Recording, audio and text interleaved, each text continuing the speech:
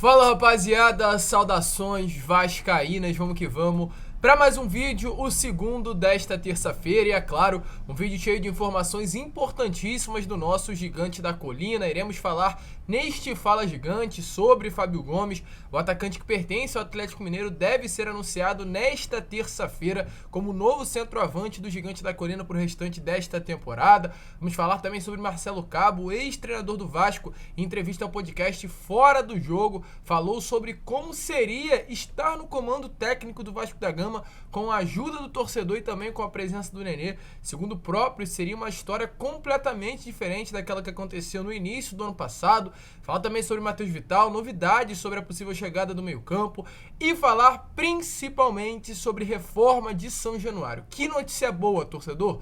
Vai sair, vai acontecer. Ontem o prefeito do Rio de Janeiro, Eduardo Paes, falou sobre esse projeto que está muito perto de ser confirmado para a reforma do nosso Caldeirão. A gente vai trazer todos os detalhes desta situação nesse Fala Gigante e muitas outras novidades. Então é claro, para que você não perca absolutamente nada, fique ligado até o final do vídeo, mas como também eu sempre faço aqui no canal, eu quero dar as boas-vindas a você, torcedor vascaíno que está chegando ao canal do Gigante pela primeira vez. Seja muito bem-vindo, este é o canal do Gigante Vasco, o canal do torcedor vascaíno, ou seja, se você é Vasco de verdade, se inscreva aqui no nosso canal. Aqui embaixo também deixa o seu like, o seu gostei, o seu joinha, como você preferir chamar. É importante demais para a divulgação dos nossos vídeos, então vamos colocar uma meta aí de 2.000 joinhas e principalmente ative o seu sininho de notificação para que todos os nossos vídeos cheguem até você e você fique muito bem informado de tudo que acontece no Gigante da Colina. Tranquilo, rapaziada? Fique até o final do vídeo para que você também fique por dentro de tudo. Mas vamos lá, né? Sem muita enrolação, falar logo de Vasco da Gama. Eu quero iniciar aqui este vídeo falando sobre o atacante Fábio Gomes, jogador aí de 25 anos, centroavante, que teve uma grande passagem pelo Oeste de São Paulo no ano de 2019 pela Série B do Campeonato Brasileiro. Após esse grande destaque, foi transferido para o futebol japonês, teve uma passagem por lá, retornou ao Oeste. Na última temporada vestiu a camisa do New York Red Bulls, clube do futebol norte-americano, e devido ao grande trabalho, a grande campanha, a grande temporada que teve por lá, foi contratado pelo Atlético Mineiro nesta temporada de 2022. Não teve um grande espaço, até porque o Atlético Mineiro tem um ataque privilegiado, que conta com Hulk, Savarino, Keno, Nath Fernandes, Eduardo Sacha, Vargas e muitos outros atletas aí que com certeza eu estou esquecendo. Então, devido a isso, Fábio Gomes, que é um grande jogador, é um centroavante de 1,95 m, um atleta que teve poucas oportunidades e sempre que entrou muito bem, quer ter novas chances em outro clube. E ver o projeto do Vasco hoje, um projeto muito bom para conseguir desenvolver um futebol. E nessa última sexta-feira, o Atlético Mineiro confirmou que de fato Fábio Gomes não pertence mais ao clube. No dia 29, como está aparecendo aí para vocês, através das redes sociais, o Atlético disse o seguinte, abre aspas: o Atlético acertou o empréstimo do atacante Fábio Gomes para o Vasco. Pelo Garo, foram 16 partidas, 3 gols marcados. Com a camisa alvinegra, o Atlético conquistou a Supercopa do Brasil e o Campeonato Mineiro. Boa sorte e sucesso, Fábio. E a expectativa é que nesta terça-feira o Vasco anuncie oficialmente a chegada do Fábio Gomes ao Gigante da Colina, também através das redes sociais. Então fique ligado que o novo atacante, o novo centroavante deve estar chegando aí no Gigante da Colina ainda nesse dia 2 de agosto. Ainda sobre contratações, sobre reforços, mas antes eu quero saber a sua opinião. Deixa aí no chat aqui do lado se você está assistindo em estreia, ou deixa aqui nos comentários se você acha que o Fábio Gomes é um bom reforço, inclusive se vem para ser titular e briga pela titularidade com o Raniel e com o Ignaldo também, que vem entrando muito bem na posição de 9. Sobre Matheus Vital, tem informações sobre o meio-campista, que ainda não foi utilizado pelo técnico Vitor Pereira, no caso português, corintiano, e ele foi colocado inclusive pela diretoria corintiana na lista de jogadores negociáveis. Um atleta que realmente já tem muitos jogadores na posição, no caso na equipe do Corinthians, então dificilmente ele será utilizado pelo clube paulista. E com isso, o Corinthians deseja sim negociá-lo, não por empréstimo, ou uma venda, ou até mesmo uma rescisão contratual junto ao atleta de maneira amigável. Devido a isso, o Vasco está interessado, o Ceará já demonstrou interesse. Porém, muitos clubes vêm aí batendo, entre aspas, se é assim que eu posso falar, no alto valor salarial pedido pelo Matheus Vital. Para você ter noção, hoje o Matheus Vital recebe R$230 mil mensais do Corinthians. O Grêmio não pretende contratá-lo por esse valor. O Ceará não tinha dinheiro quando foi atrás do atleta também para contratá-lo por esse valor. Então, o presidente do Grêmio hoje, Romildo Bolzano Júnior, ainda não formalizou uma proposta oficial pelo Matheus Vital, porque essa negociação é considerada, muito complexa para trazer o jogador. Estou trazendo essa informação para abrir o olho para vocês, porque sim, o Vasco tem um interesse na contratação, mas outros clubes também do futebol brasileiro hoje estão interessados em contratar o Matheus Vital. Nessa última semana as coisas esquentaram para o lado do Rio Grande do Sul, em cima do atleta cria das categorias de base do Vasco da Gama, até porque, segundo informações que eu tive, ele se encaixa completamente no perfil que Roger Machado, técnico do Grêmio, tem com relação a jogador ideal para o setor de meio campo. O Grêmio trata o Matheus Vital hoje como uma prioridade na janela de transferências, não há outro jogador para esse setor em meta aí de contratação, apenas hoje no Grêmio, Matheus Vital é o atleta para reforçar o meio campo gaúcho. A gente vai estar de olho aí também para trazer para vocês. Volto a repetir, Matheus Vital é sim o interesse do Vasco, é sim o interesse da empresa norte-americana 777. É um jogador jovem, um jogador que tem um futuro, um potencial de investimento, potencial de revenda, inclusive, também. E devido a isso, todo o perfil do atleta está completamente alinhado com aquilo que a empresa norte-americana quer para o clube, quer para Vasco SAF. Então, a esperar, é uma situação complicada, é um alto salário, é o desejo do Matheus Vital também de retornar ao futebol europeu, que pesa muito, ele quer jogar no futebol europeu, não tem um desejo tão grande de permanecer no futebol brasileiro, mas é claro, diante a chegada do dia 15 e a visibilidade dele, ou seja, ele ver que realmente fica difícil uma transferência para o futebol europeu, ele pode estar aceitando aí a proposta de algum clube do Brasil, e a gente torce para que o Vasco venha a fazer a proposta, venha demonstrar mais interesse para conseguir a contratação do jogador. A gente vai seguir de olho, informando a cada um de vocês tudo que vem acontecendo. Agora, falar sobre reforma de São Januário, pois ontem aí na parte da noite, quase madrugada desta terça-feira, tivemos essa informação que o Vasco hoje tem negociações avançadíssimas com a Prefeitura do Rio de Janeiro para receber o potencial construtivo referente ao complexo de São Januário. Esse potencial construtivo, resumindo para vocês, é o investimento que o Vasco receberá para construir, para reformar o nosso Caldeirão. As eventuais receitas seriam usadas, é claro, na reforma, modernização e ampliação da capacidade do estádio, que hoje é de 23, 24 mil para 40 mil torcedores. Como está acontecendo e quem está tocando essas conversas? Uma pergunta que vocês podem estar fazendo. As conversas vêm acontecendo com o Eduardo Paz, prefeito aqui do Rio de Janeiro, e elas começaram lá no mês de janeiro, mas esquentaram muito nesses últimos meses. As negociações estão sendo tocadas diretamente pelo presidente do Vasco, Jorge Salgado, e pelo primeiro vice-presidente geral, Carlos Roberto Osório. Muitos torcedores não gostam do Osório, pela participação política que ele teve já aqui no estado do Rio de Janeiro, por alguns problemas aí que acabaram saindo na mídia, sobre envolvimento do Osório com algumas situações, porém é nítido, é fato, que hoje, se há um certo diálogo, se há uma certa aproximação entre Vasco e Prefeitura do Rio, essa aproximação é feita pelo próprio primeiro vice-presidente geral, Carlos Roberto Osório, pelo conhecimento que ele tem dentro da prefeitura. Se hoje o Vasco consegue jogar no Maracanã, é muito pela força que o Osório tem dentro do estado do Rio de Janeiro. Se hoje há essa aproximação com o Eduardo Paz, se hoje há essa grande chance de uma reforma de São Januário, é pelo Carlos Roberto Osório, querendo ou não, você gostando ou não. Não estou falando isso para você criar uma aproximação, criar um carinho pelo Osório. Não, estou trazendo informação que é fato. O Osório tem sim uma influência grande dentro da política do estado do Rio de Janeiro. Isso tudo hoje ajuda o Vasco a conseguir muitas situações que poderiam conseguir nas gestões anteriores. E a expectativa, inclusive, sobre isso é que o novo encontro ainda aconteça nesse mês de agosto, para concluir em definitivo o acordo entre Vasco e a Prefeitura do Rio de Janeiro. Qual seria a ideia desse projeto? Algo importante também de explicar para vocês.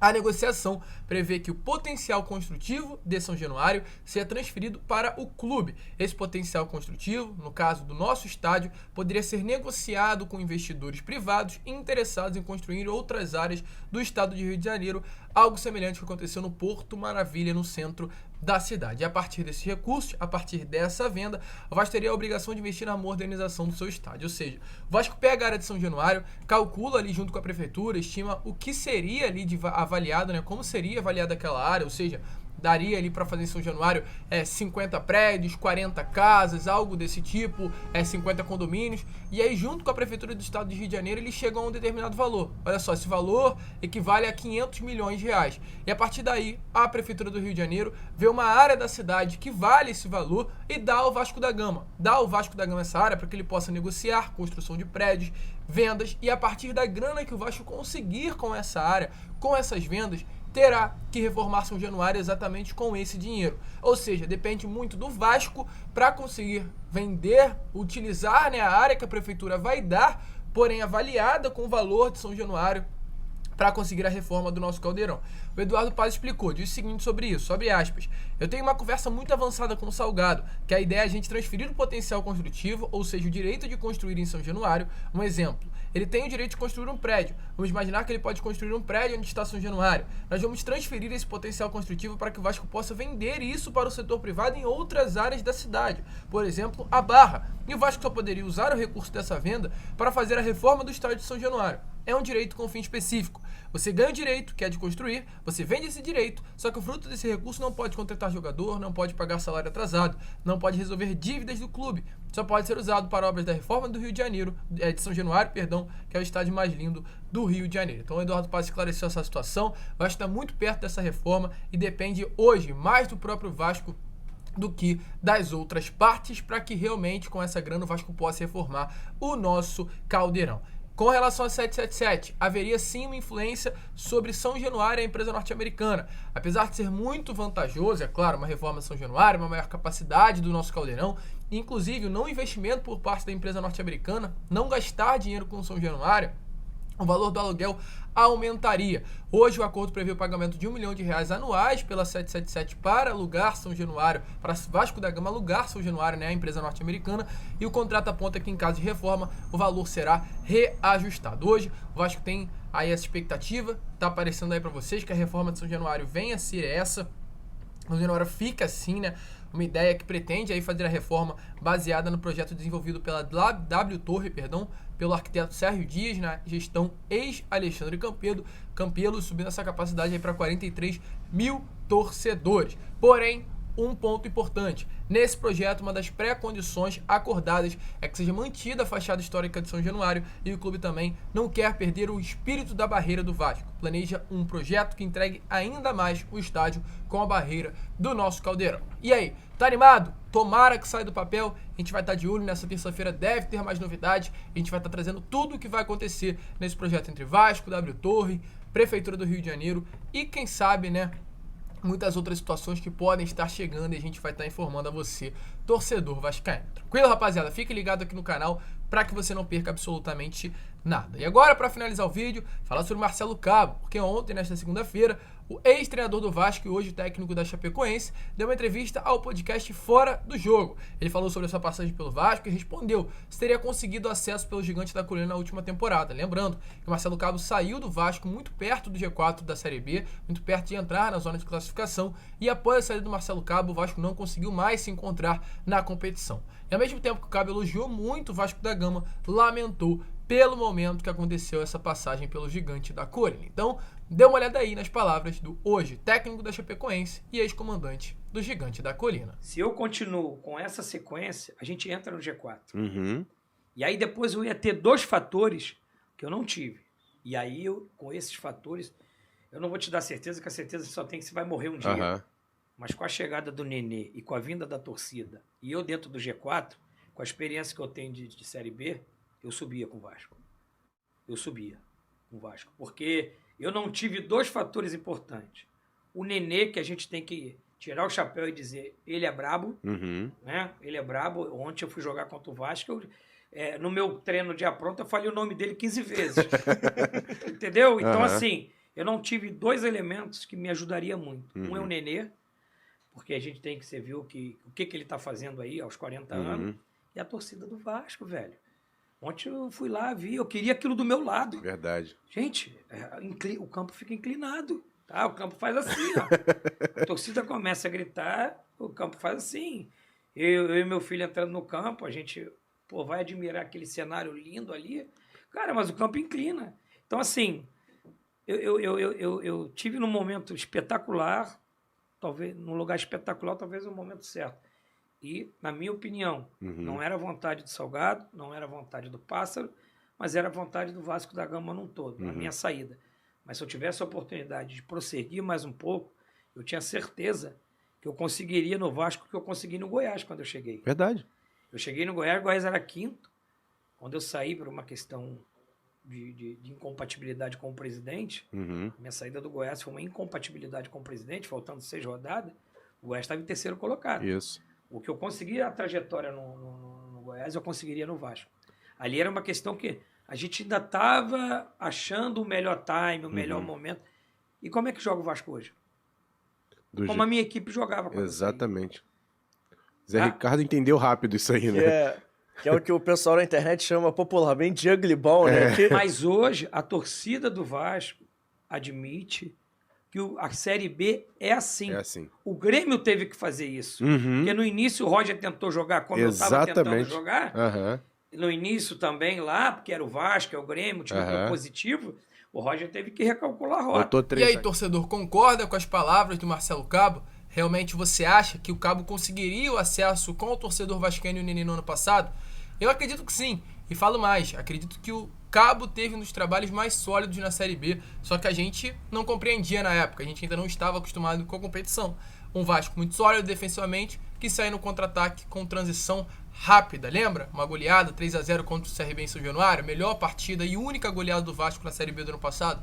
Então, foi sob o comando do Cabo, mas realmente o Vasco queria, o torcedor queria que o Vasco jogasse pra frente na competição, mas na Série B não dá pra ser, na Série B de fato o Cabo era o melhor nome, porém a gente ainda não entendia o que era a segunda divisão do Campeonato Brasileiro no início de 2021, mas deixei a sua opinião se você concorda com as palavras do ex-treinador do Vasco. A gente fica por aqui, este foi o Fala Gigante, o segundo vídeo do dia, e ainda retornaremos hoje com o Boa Noite Gigante por volta das 7 horas da noite, contamos também com a sua presença. Tranquilo, rapaziada? Um grande abraço a todos, vamos que vamos, fiquem com Deus, como eu sempre falo aqui no canal, saudações vascaínas.